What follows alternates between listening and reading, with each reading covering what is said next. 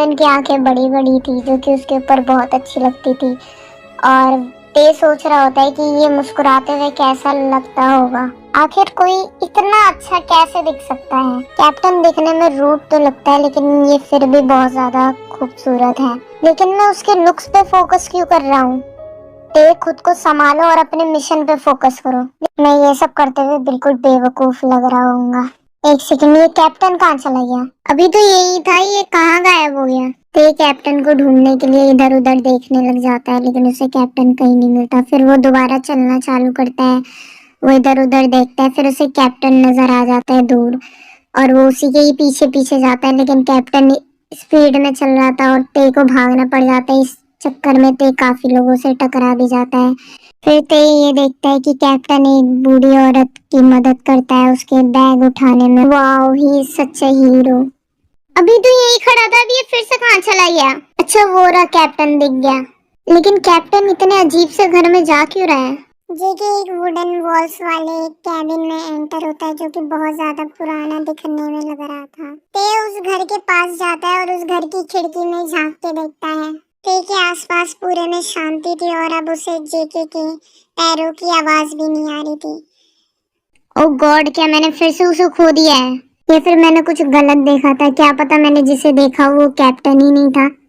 ते परेशान होकर अपने नाखून चबाने लग जाता है लेकिन अगले ही पल कोई उसे पीछे से पकड़ लेता है, उसका मुंह दबा देता है। अगर तुम चिल्लाओगे तो जो तुम्हारा पीछा कर रहा है वो शायद तुम्हें मार देगा।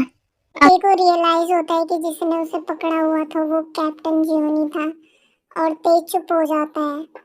दोनों के दोनों एक इंसान को उस रूम में एंटर होते हुए देखते हैं जिसने अपना आधा फेस से ढक रखा था। ते और जेके दोनों उसी रूम के किसी एक कोने में छुपे हुए थे।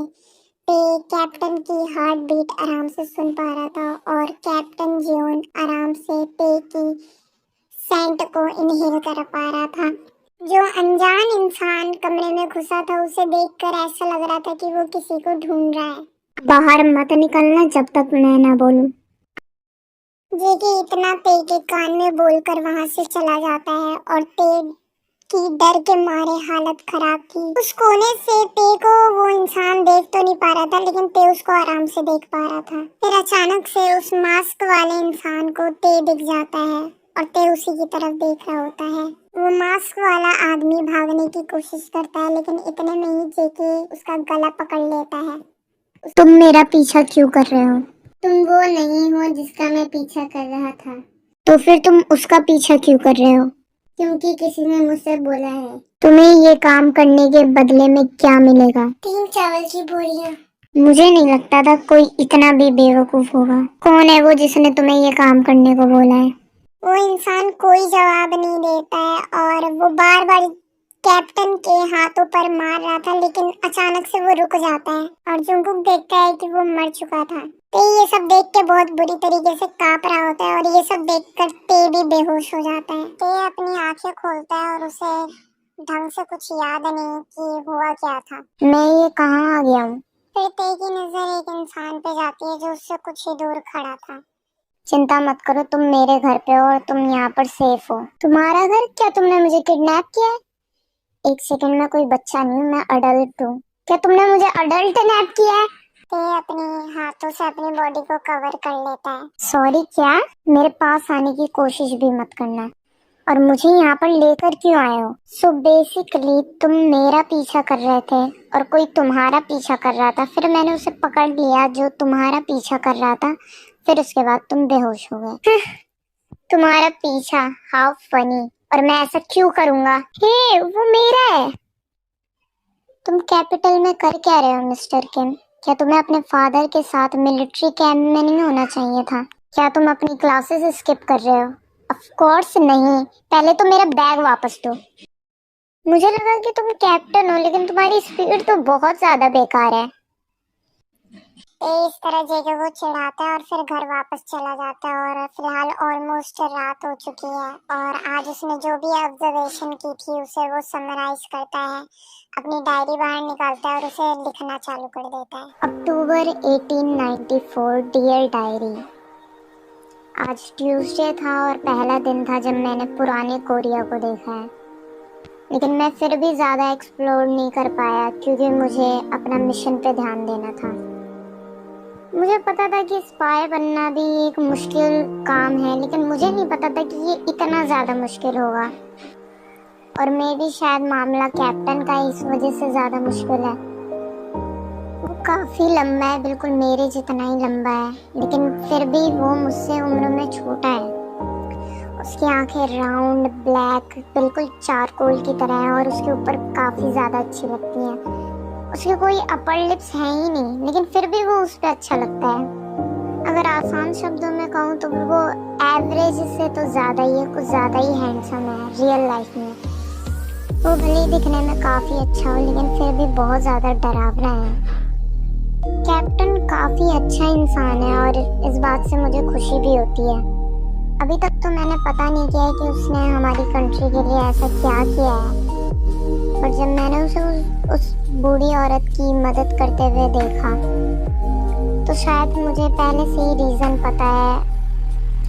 इसे देख के कोई भी कहेगा कि उसके पास काफ़ी अच्छा दिल है और काफ़ी अच्छे इंटेंशंस हैं। कुछ रीजंस तो हैं जिनकी वजह से कैप्टन मुझे बहुत ज़्यादा अनोइंग लगता है, लाइक लिटरली अनोइंग। ये पहला ही दिन था, लेकिन मैं होप करता हूँ कि नेक्स्ट टाइम चीज़ें इससे भी ज़्यादा आसान हो। वरी पेयो पे बेड पे लेटा हुआ होता है, लेकिन वो अपने ख्यालों में ही डूबा होता है। वो भी उस इंसान के बारे में जो उसका पीछा कर रहा था, और उसका पीछा करने की वजह सिर्फ 3 चावल की बोरियां। मैं उसका पीछा नहीं कर रहा था। क्या कैप्टन ने मुझ पर तब भी नजर रखी हुई थी जब मैं सो रहा था? ओह गॉड, मैं काफी ज्यादा परेशान हो चुका हूँ इस कैप्टन डोनट की वजह से। लेकिन मुझे बुरा भी लग रहा है क्योंकि मैंने कैप्टन को थैंक यू भी नहीं बोला जब उसने मुझे उस इंसान से बचाया था। पर अगर मुझे मिलिट्री ट्रेनिंग में जाना पड़ जाएगा तो फिर मैं अपना मिशन कैसे कंप्लीट करूंगा? और मुझे कैसे पता चलेगा कि कैप्टन की डेथ कैसे हुई थी? अब मुझे बिल्कुल एक स्पाई वाली फीलिंग आ रही है। मेरा स्टारबक्स जाने का मन कर रहा है, लेकिन मैं कैसे जा सकता हूँ? मैं अभी 1894। अब मेरा मन कर रहा है कि मैं खुद को डिलीट कर दूँ इस दुनिया से। चलो अब मैं सो जाता हूँ। अगली सुबह ते फिर से डिसाइड करता है प्लाजा जाने के लिए, वो भी कैप्टन के लिए। फिर कैप्टन को ढूंढ रहा होता है इधर उधर और लगभग पूरा आधा दिन इसी में ही निकल जाता है और ते के पैर एकदम दुखने लग जाते हैं। फिर ते डिसाइड करता है कहीं पे जाके बैठने का। आखिर ये कहाँ चला गया है? वो कहीं दूर तो नहीं जा सकता। ते ये सोच ही रहा होता है और ऊपर वाला उसकी दुआ सुन भी लेता है और ते को दिख जाता है कैप्टन जॉन जोंगकुक। वो एक बड़े से घर की दीवार के सहारे खड़ा था। ते जल्दी से अपनी नोटबुक निकालता है और लिखना चालू करता है डेट डे और उस टाइम का एटमॉस्फेयर।